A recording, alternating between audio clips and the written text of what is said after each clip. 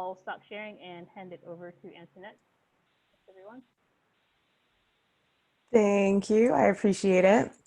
So let's see. In the spirit of technology, I always have my fingers crossed. Do we have new things on your screen? How does that look? Looks good. I love it. Thank you. I appreciate the introduction, and Victor has been a rock star. A little bit about my background. I did not start in IT, so for any of those of you who are career changers, I totally understand. I am now the Director of Knowledge and Training because I will never call myself the owner. That means I can give discounts, so don't ask. But the Director of Training for IMIT.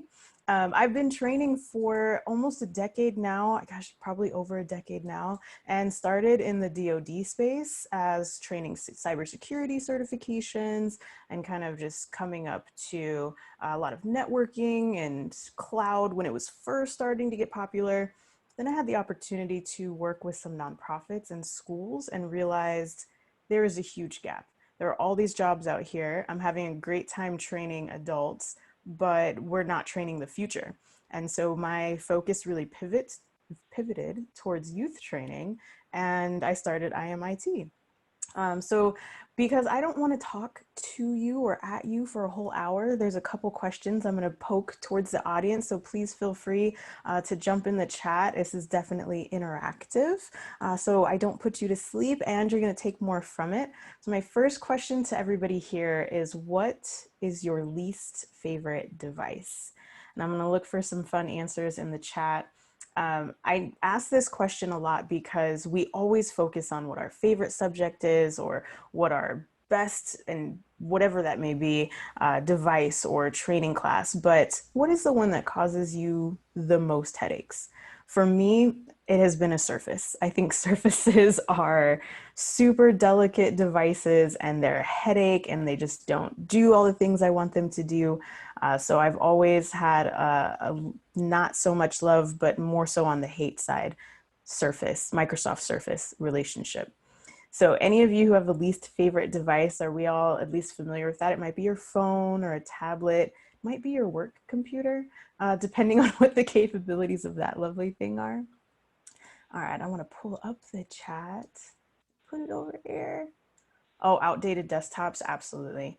I have to say my favorite part about that is the less updating some of our corporations do, the more job security we have, right? So you've got to have a bittersweet look at it because I was talking to a gentleman today who has over 30,000 users, of which less than 10% read and 7-step instructions that were given to them, which were 3 places to click and 4 places to type. And he was super frustrated. And I said, man, that's why we get paid so much, because we read when other people don't. And we know how to Google when other people don't. So for those of you who are not from a tech background and considering technology, or if you are hesitant to maybe get your foot in the door because you don't have the experience, I guarantee you have the experience. It might just be wrapped in a different package, and you've got to do some research, see what you've done, and make it happen. For any of you parents, you've probably spent a Christmas Eve or Christmas Day setting up a gaming system, right? You have implementation experience with hardware. Has your kid gotten upset and said, my apps don't work, or I can't get into this program, especially if you're doing online school for your kids right now? You've learned probably 20 new software platforms and didn't even necessarily realize how much experience you have in technology. So that is a lot of what we'll focus on today, is how to take your current experience and apply it to your unique path to your dream tech career. So a little bit about my background and where I came from. In 2013, I had no idea what I wanted to do, but my last career was definitely over. And I was just looking for jobs on Craigslist and Facebook and calling people and saying, what can I do? I need to get back into having a paycheck and having a schedule and having some normalcy. I got a part-time job as a marketing administrator and then was brought on to another company to teach Microsoft applications, literally like Excel, PowerPoint, Outlook, easy entry-level stuff. had no idea what the heck I was doing. It was a job while I looked for other jobs, and I didn't love it. But I sat in an A plus class, a CompTIA A plus class, and I had this intelligent, incredibly well experienced human being in front of us reading a 1,000-page book. And that was their version of instruction. Have any of y'all ever been to a class or a presentation where your soul just dies a little bit because you're being read word for word PowerPoints or somebody's literally reading a book to you? First, my apologies on behalf of any and all instructors if you've ever had that experience, but I've had that experience and I know how much it hurts. And I asked my employer at the time if I could certify and then become an instructor. And what made me unique as an instructor, which also is what got me fired, just to give you a preview of what was coming, I had too much energy to sit still and read a 1,000-page book. And so they told me they weren't going to sponsor that growth path. They had no interest in me becoming a CompTIA instructor. My 23-year-old self, or whatever I was at that point, was not having it. So I got big-headed and I got mad about it and ended up kind of digging my feet in, saying if that wasn't an opportunity, then they needed to figure out where I was going to go. I think we've all been there in our early 20s.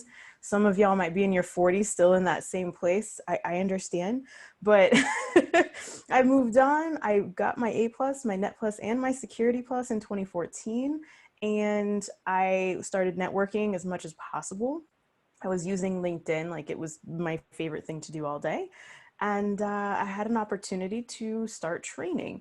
I was freshly certified. I had just taken these exams, so I knew what a student was facing, and I apparently didn't have an issue talking to people. So I started traveling the country and training on certification courses for either military personnel or contractors for the Department of Defense.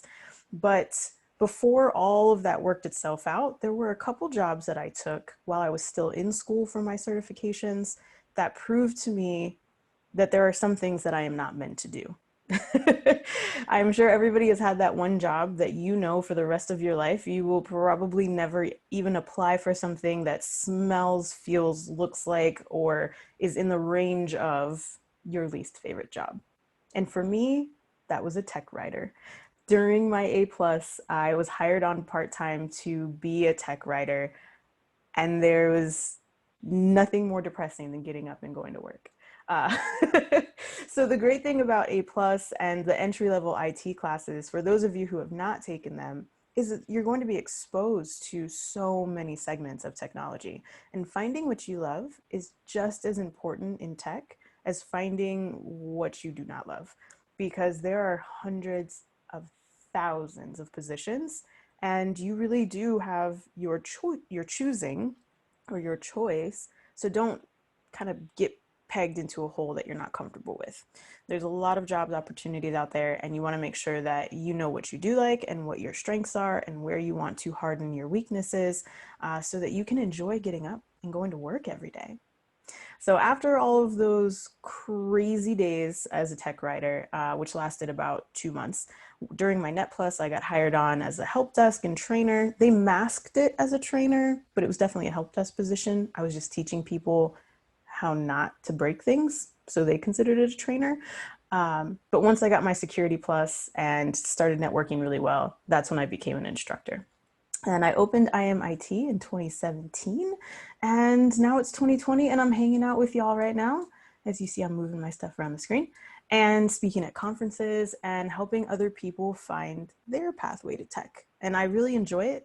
I try and remind my students when they out-earn me that Starbucks is the way to make me happy. So for all of you who enroll in my classes, don't forget that. So I always want to ask any student or any person I sit down with and do a consultation with, why are you looking to get into technology? And I pose that question to each of you, especially if you're already in tech. Why did you choose technology as a field?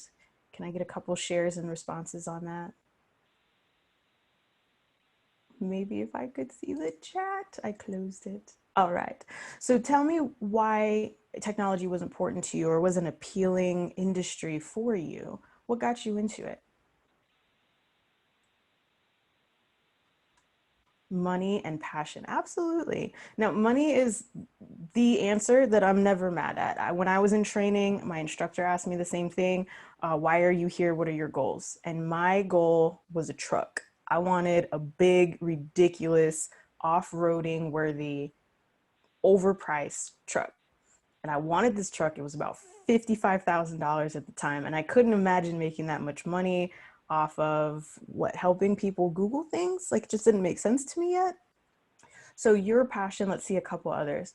It related to math. Oh, I'm horrible at math. Math is good, but you don't have to be great at math to be in tech. I just want to tell everyone else that. For those of you who are great with math and you enjoy it, I envy your skill set because I had a really difficult time after algebra. Everything before that seemed okay, but once I got out of algebra and did trig, I was done.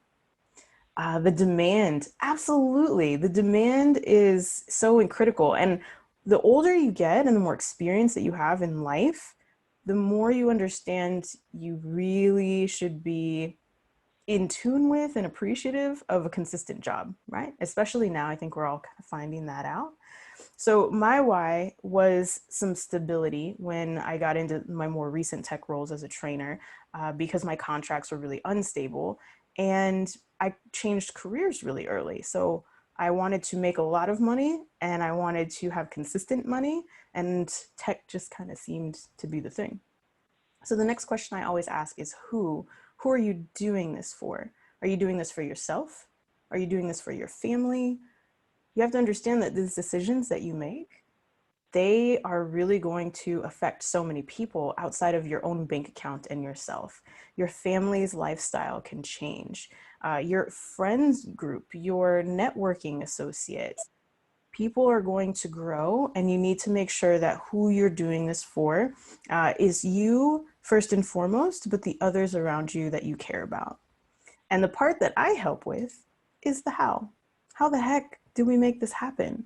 There are so many pathways into tech, whether your neighbor got you into it, your parents got you into it, you stumbled upon a course in high school or college, you found a part-time job and found a part that you enjoyed or liked. I hear a lot of people say, I was working for this one company and they just had some tech stuff that needed to be done. And 2 or 3 years later, after that person was done doing all the tech stuff, they're the director of IT to some capacity because the company just grew that way. So there's always a unique path into a technology career, and it doesn't need to involve 4, 5, 10 years of college and hundreds of thousands of dollars of student debt. It can legitimately start with certifications, which are lower price point, a lower effort in regards to how much time it takes, and a quicker turnaround on your return on investment, as long as you are an active job seeker and you interview well. All right, so let's get into the good stuff.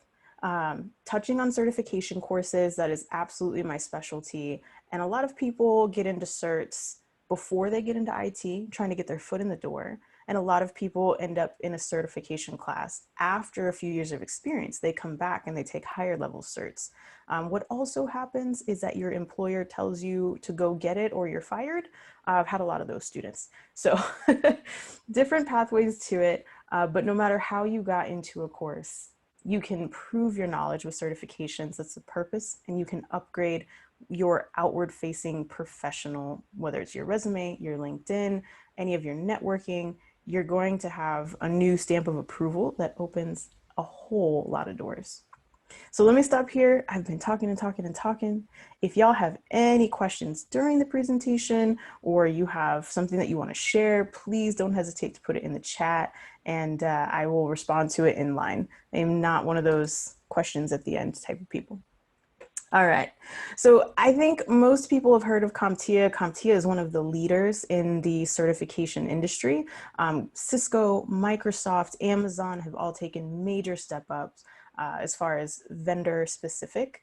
CompTIA is what we call vendor neutral, meaning they're going to cover stuff from way too many vendors. But there is a really nice path that they have set up. And these certifications that are on your screen now can be combined with other certifications that are not CompTIA related or foundation, and it can become literally the paving the way to your career. in a couple different subsets. And today I'm going to focus on cybersecurity because of two reasons. One, it's a hot topic, and two, there's a ridiculous amount of money in it. So not the only path, but the one I'm going to focus on for the moment. So where the heck do you start? Most of us at the high school level or career changer level will go into either IT fundamentals or A+. Those are both entry-level certifications. They cover a wide variety of different topics, database fundamentals, introduction to networking and security. They touch on cloud, IoT, so the Internet of Things, which of course is a growing segment. And we look at some of those foundational basics that are never going to change, right? How to get online, how to protect some basics data, and how to move forward into other segments. Do any of you have a CompTIA certification? And if so, which one? Let's see how many of y'all already have certs and are familiar with this fun stuff. Oh, I see data analytics. Have your A+. Absolutely, very cool. Yeah, A+ is a great starting point. 0 certs, that's my kind of starting place. We're gonna get you in one of these classes, Victor. Don't worry about that. You've heard of A+ and Net+. Okay, very cool. Yeah, those are the first two of what they call the trifecta from CompTIA. Awesome. So a little bit of familiarity there and a couple certs. Very cool, thank you. But there's so many starting places, and where you should start depends on what kind of experience you have and of course what your goals are. So outside of CompTIA, like I said, there are a lot of different vendors. So here are some of the Microsoft, the MTA series are their introduction to certification world. But this is one of the most famous, per se, in the tech world roadmaps that includes CompTIA and non-CompTIA certs and the different pathways that you can take to getting in tech. So if you see your section, if you're in InfoSec, if you're in IT management, if you're a trainer, you probably see your career segment on the far right side, and you can see some of the certifications that align with that specialty. So what you do notice is that everything really starts at A+. And if you're not quite there, you're not sure if this is a path that you want to be on, or you are a high school junior or senior, the most appropriate place to start is IT fundamentals. That's just one step back from the A+. All right, so this is a little overwhelming and I am about to make it worse. So this is the career roadmap in a little bit more of an updated fashion, but this is not necessarily certifications. These are specifically job roles in comparison to their average salary. So this is where you can look at where am I, where do I want to go, how much money on average is that gonna make? And you can match it up with the other chart and see what certifications you need. So I use these two pretty often when I'm talking to people about planning their pathway to their goal. I'm going to do a little bit of a zoom in here, and we are going to hang out in the space of what it looks like on these specific, as I move a couple things on my screen, on these specific roadmaps or pathways for network technology, IT business overall, management, and information security. So what we're looking at are those entry-level positions, and we'll go above and beyond that here. Awesome. On the next slide. So you're looking, if right now you're a network technician, you are probably in your first 1 to 3 years making about $50,000 to $60,000. And these are the next couple steps that you can take on in your career path. So for those of you on the security side, if you're a tech, an auditor, if you're starting on the pen testing, then you're hanging out between 50 and 70,000. But you can also take a look at what some of these more senior or mid-career, I should say, careers have to offer as far as your income. So how many of you is your goal to surpass the $100,000 mark? Are we all headed to 6 figures and higher? If anyone says no, I have some open unpaid internships that I'm recruiting for, so please apply. But for any of those who said yes, let's talk about what that looks like. So let's surpass the $100,000 mark here.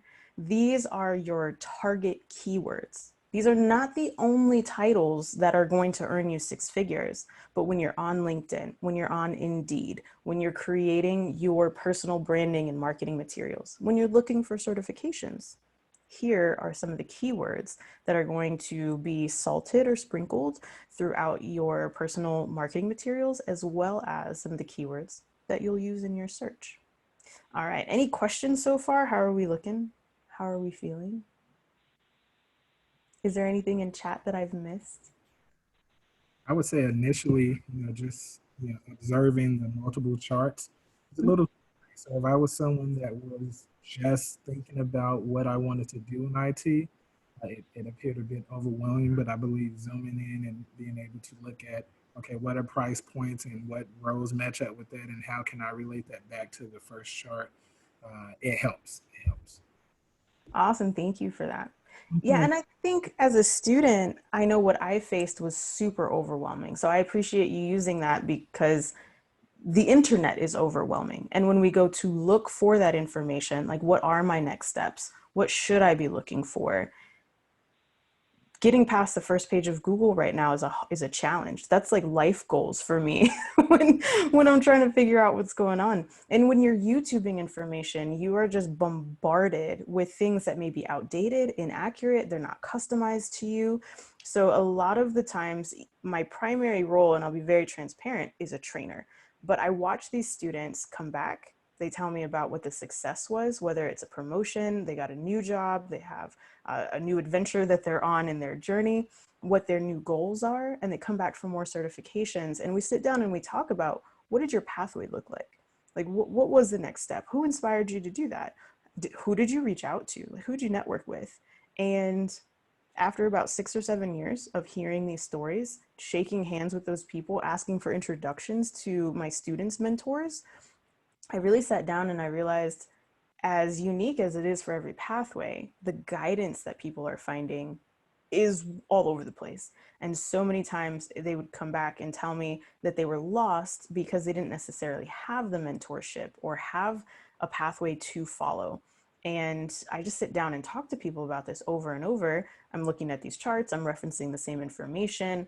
And because of that, I started putting together a package just to hand to people. And these are the charts that I use for that, and let people know that it's okay to be lost. It's pretty average. I myself, when I'm looking for contracts and new opportunities, I go through the same experience. I have to find my keywords, I have to hone in on a couple segments that I really want to target, then I have to go after it full force. So that's what I'm here to help y'all with, if for any reason you need that. So moving on to another ridiculous, horrible, but updated chart are a lot more certifications. And I don't put these all up there to be scary, but really to drive home that there are so many options. And I don't want anybody to be like me and go hunt 50 different certs unless you're a trainer and you need to train in all of those areas. But once you have figured out what your goal is, even if it's not one particular title, but if you have an overall career goal, we can take a look at the certifications that go with it, how much experience you have, what keywords you need to be marketing. And another tip that I will tell you absolutely freely is go on LinkedIn, find 5 different people that are in your dream position and stalk their entire profile. Look at what certifications they have. Look at what their past job roles were so you can see how they got to where they are. Ask them if they have 30 minutes to jump on the phone for an introduction call. You just want to pick their brain. You're aspiring to be in a position like them. And I'd say 2 out of 5 times. And that's not a great number. I always want to say 5 out of 5, but realistically, people are busy. Not everybody's nice. So I'd say about 2 out of 5, you're going to get somebody that comes back and is very happy to get on the phone with you. They're going to give you all the information they can. They'll probably give you some new network connections. So use the resources that you have at your fingertips. And some of these charts are going to help you just get in the right direction. All right, so this one specifically is all about security certifications and different progress that you make throughout your entry, novice, and more advanced sections of your career. And then you'll see vertically, there's different sections of security itself. So management, architecture, analysis, going all the way over to security engineering. So one thing that I do poke really hard on, and people are always asking now for cybersecurity, Do you need to know how to code? And I used to say, no, absolutely not. It's not necessarily as true anymore. If you take a look here, center screen with that green for the programming and scripting languages, it is becoming more and more common for Python specifically, is what I've seen in the last year, to be part of the cybersecurity training set. Now, when you first start, this should not be intimidating. It should not stop you from getting your foot in the door. And I'm not going to tell you that it's an absolute requirement. But there's a certain level once you reach as you're heading into management or becoming more of a security expert that you're going to want to at least be comfortable with different languages, because you're going to be looking at CLIs and command prompts, and you're going to be able, you need to read it, be familiar with it. You don't necessarily need to be able to design your own application, or you're not hanging out in HTML creating websites, but if somebody's hacking your website, you need to understand what the heck is happening and know that you have the right people in place to stop it, whatever the process is happening, and then harden your system so it doesn't happen again. So I won't get too techie with it because I'll start talking about honeypots and all kinds of cool stuff, but that is the level per se. Once you get beyond like your certified ethical hacker, that CEH, and once you step into a more advanced role, whether you're doing forensics on the computer, making images, if you're doing high-level pen testing, you're going to want to be familiar with at least Python, if not one other language. All right, so I measure student success maybe in a different way than some other people do. And I wanted to ask y'all, whether it's a certification class or a seminar, a workshop, a master's program, what do you feel is successful? How do you define that for yourself? How are we looking?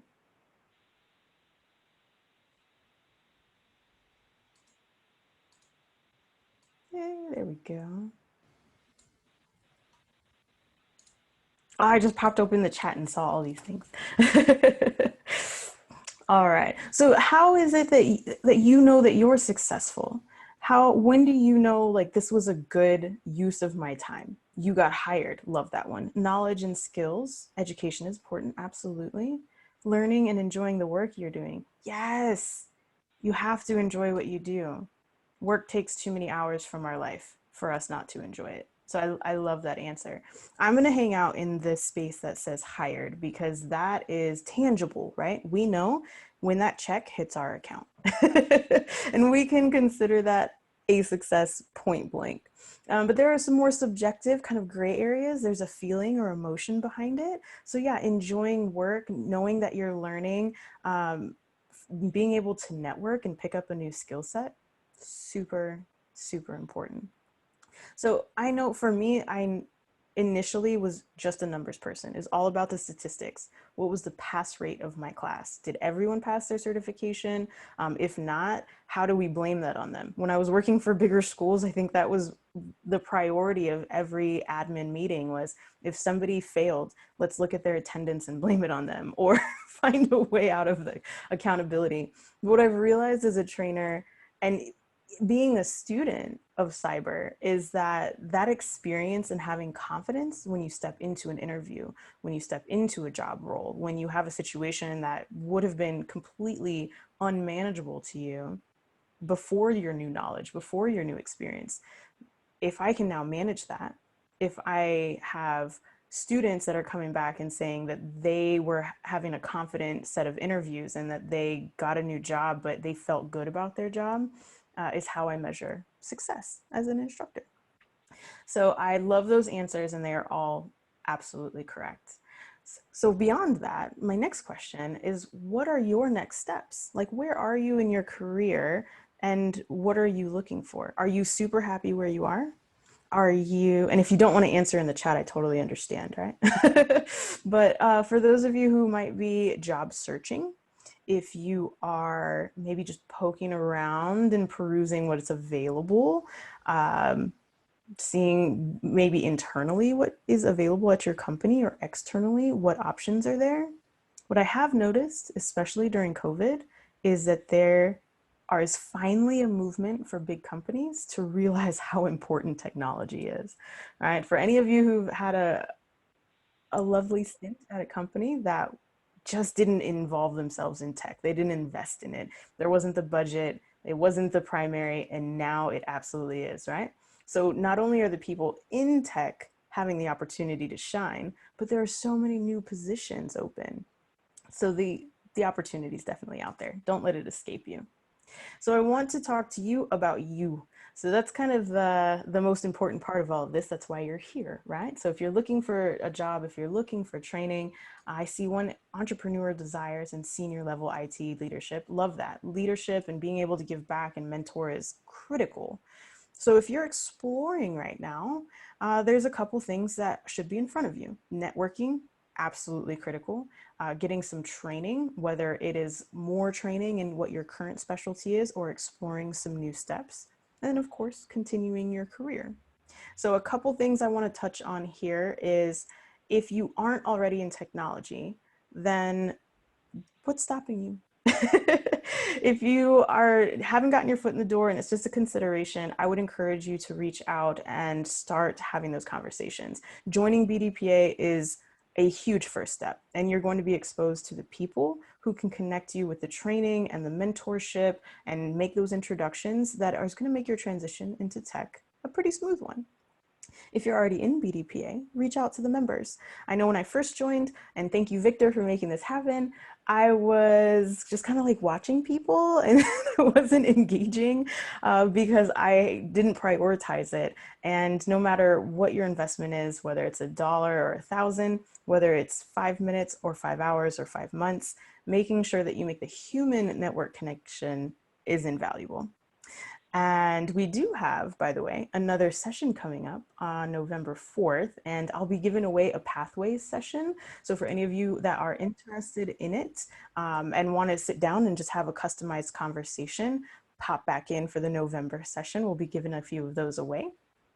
So if you are already in the process, you're exploring technology or you're in technology and you're ready for those next steps, really the next thing to do once you're shaking hands virtually is to start training. And whether you come into a training class with IMIT or you're going into like LinkedIn Learning or you're just using YouTube University, which I always encourage, there's endless information. Let me know how I can help you because I can refer you to certain classes, videos, different resources that are going to help you make that a smooth training adventure for you. And hopefully you don't have to sit through a 1,000-page book like I did. And if you're already in training or you're looking just for the next steps of your career, please reach out to me. Whether we have a quick conversation and I share these charts with you, we can book a more formal conversation and take a look at what are your current experience sets, what are your goals, and how do we connect those dots together. Let me know how it is that I can support you. So all of that stuff, I call it the pathways to technology.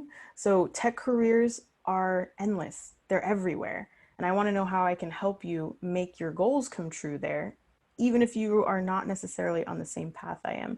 We can get you connected with the training that you need and make sure that you're starting strong.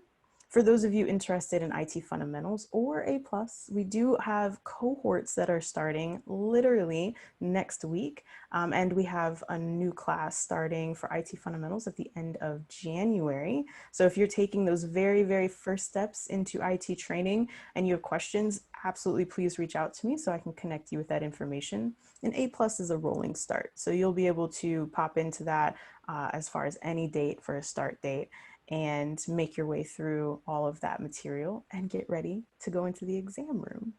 So do we have any questions about all of this good stuff? Curtis, looking for training. Thank you, sir. Let me know how I can help you and get you connected with that, whether through my school or anything else. Do we have any high school or college students on the call? If you are, can you just drop an emoji or something in the IM session? I'm just curious.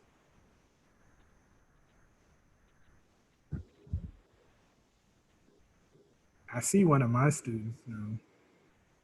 I'm assuming I'm going to at least have one emoji. That's fair.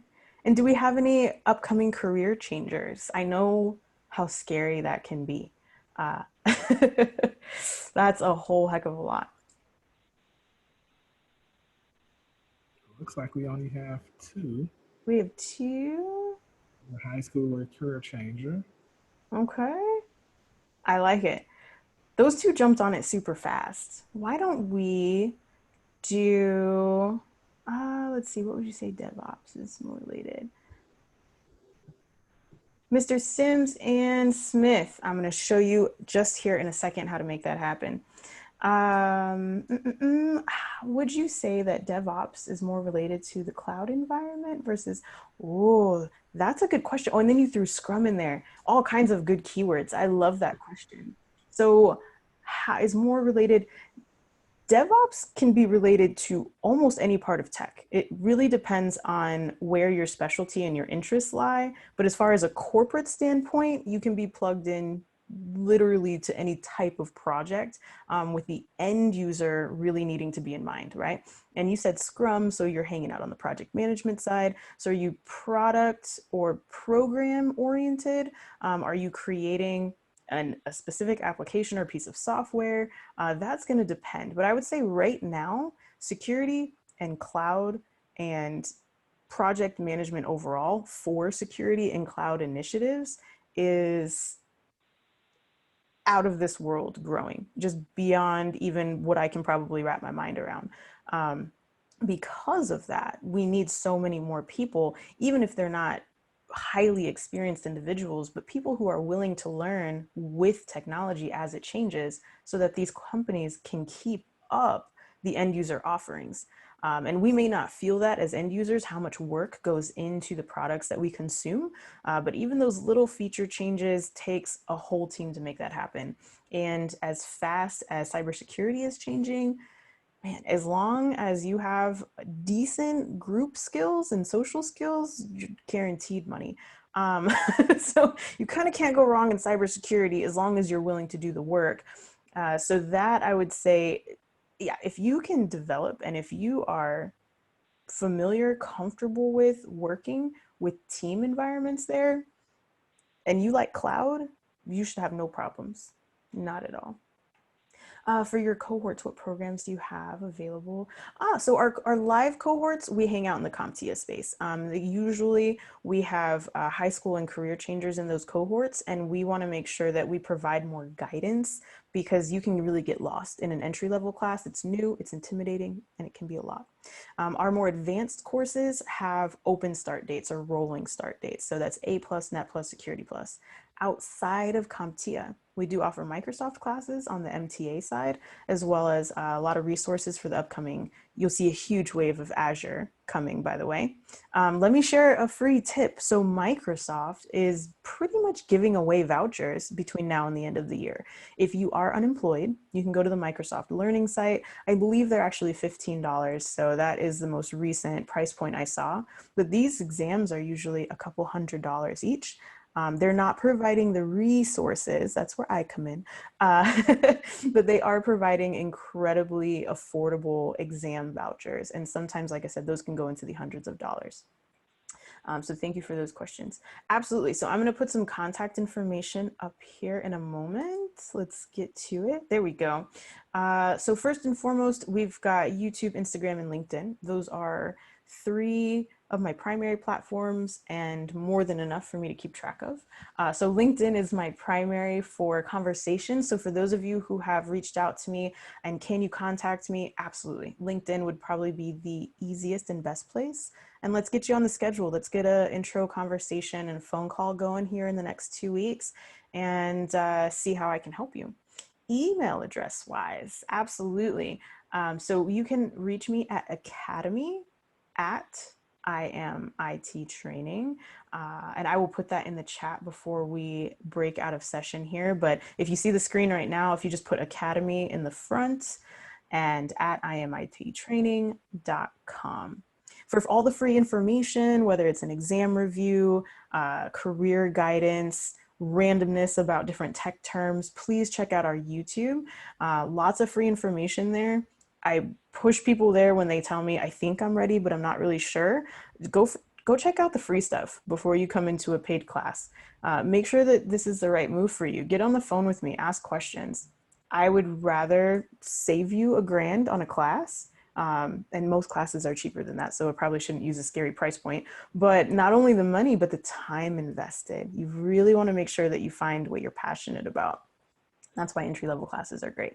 Instagram, same handle, at I am IT Training.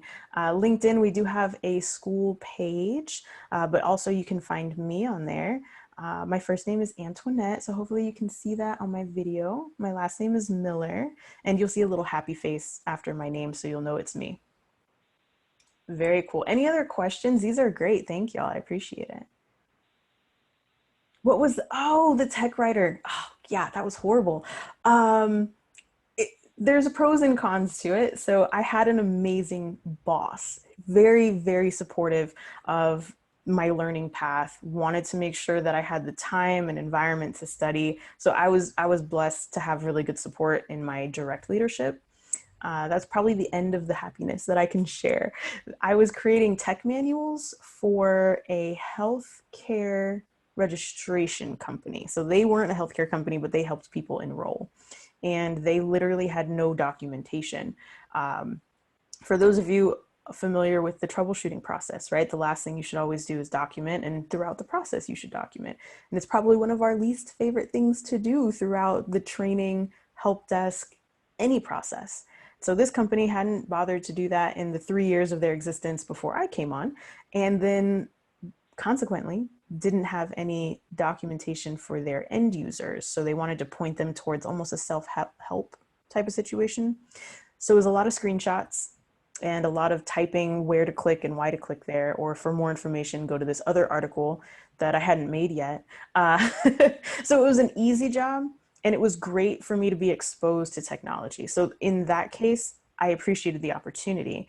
It also gave me a platform to be exposed to new verbiage. So as I heard the coders and the developers, as I went into the help desk and just listened to some of those conversations, I was surrounded by technology jargon, which really made studying for my A+ relevant, and it made it make sense. So I wouldn't change having that job, but I knew that I was really uncomfortable and I wasn't going to continue pursuing being a great tech writer because I kind of felt stuck. I felt stuck behind my keyboard. And then now during COVID and how much technology that we have in place, whole different ballgame. I could sit on the beach all day and take screenshots and type out what my screenshots mean, no problem. But at that point, I was stuck in an office with people that were just kind of weird. So I didn't love it. I appreciate that. Any other questions? Is there anything I can help anyone here with today? Maybe, maybe not. That's starting next week. What does the capacity look like? In regards to how many seats we have, or what the course overall looks like? How many seats you have? We have, as of this morning, 5 seats left. We have 5 spots left in our upcoming IT fundamentals class. And it officially starts Monday. Our first group meeting will be Wednesday afternoon. So that's your hard set deadline to join class. A little bit of the framework of the class, it is structured over an 8-week period. Most of our adult learners do get through it in about that 4 to 6 week mark, just depending on what real life and adulting looks like, which sometimes can be a challenge. So it might take all 8 weeks, but we align it specifically to be done in the center of a high school semester. We don't want to compete with them onboarding, and we absolutely don't want to take away from their finals. So we're looking to make sure that we start a couple weeks after class and we end a couple weeks before their finals. So for your parents out there that have a high schooler that you know is interested in tech, or you want to expose them to a variety of segments, get them into class. It's a low entry point. It is $300 for class. It is $275 for anybody coming from BDPA, because that's our nonprofit pricing. And the cool thing is it includes an exam voucher. For those of you who haven't taken a class before, you probably haven't been hit with the surprise, you still owe me a couple $100 before you can take the test bill. I got hit with a lot of those during my experience with training because most classes are just for the courseware, not necessarily the exam voucher. And no matter who the vendor is, whether it's CompTIA, Microsoft, Cisco, Amazon, there's always going to be a cost to actually sit for that exam. So for this, the $275 does include the exam voucher. If you want the exam voucher just by itself, they're $123. So the $275 covers that though. Thank you for asking. Does anybody have questions about the IT fundamentals or A+ course? All right, I've got one here. Are the Microsoft exam vouchers on the Microsoft website? They are, but Microsoft is a huge ecosystem with that. So it's specifically on the Microsoft Learning website. To be very honest, it took me a while to find it. I keep seeing people on LinkedIn talk about it, but I do have a link and I did share it about a week ago on my profile. I'll share it again this afternoon or this evening so y'all can find it with easy access. Love that. All right, how are we feeling? Any other questions? Sweetness. All right, one more tidbit for those of you who are asking, how do we contact you? The cool thing is I'm gonna share a phone number and I want you to feel free to text that phone number. It goes to all of our admin staff, including myself, so I can respond to quick questions or set up a phone call with you. So for those of you who are looking to reach out, or if you can't find me on LinkedIn and you want me just to send you a link, we can make all that good stuff happen. And the number there is 901-300-6396. So 901-300-6396. Easy stuff. Thank you. Perfect, Victor. Wonderful. Well, the cool thing is this was a little faster than I anticipated, but I like that because my goal was to be able to engage, answer any questions that we have, and see how I can support y'all through whatever your current journey is. And I loved the questions. If y'all have any more questions, please don't hesitate to reach out to me. I can connect you with students who have been there before and be able to connect you with experts and resources. It's not always me, and there's absolutely enough out there for all of us and our family members to come into tech and have amazing career paths. And everybody's going to be on a different career path. So don't feel that just because yours is a little bit different, that it's going to be a challenge. That just means you're unique and you're going to be a great resource to the company that hires you. All right, Victor says, tell them about the next session. Absolutely. So in the next session, I'm going to do a much deeper dive into some of those pathways and how unique they are. We're going to take a look at a couple case studies or actual users and past students as far as where they started, where they wanted to go, and how they got there. We have some great success stories and some of the challenges, because it's not all exciting. There are boring parts, and it's not all success. Anybody who's been a job searcher or seeker, you know that more letters come in that say thank you but no thank you, or non-responses. So it's really about how to make it through that and make sure that you have a successful path through your current stage, whether you're seeking a job or a promotion, how to speak to those things. And I am looking for, and I'll do a couple live if y'all are interested, to pop in. Tell me about what your goals are. Tell me a little bit about your experience, and we'll connect the points from A to B. So that's the next session. All of it's going to be just open conversation. Want you all to ask questions freely and make sure that I'm a resource to you in getting to your next steps, whatever those may be. And for any of you who are coders, I got to connect you with somebody else. I don't know how you do it. But cybersecurity, networking, cloud, training, project management, definitely happy to help as much as I possibly can in those areas.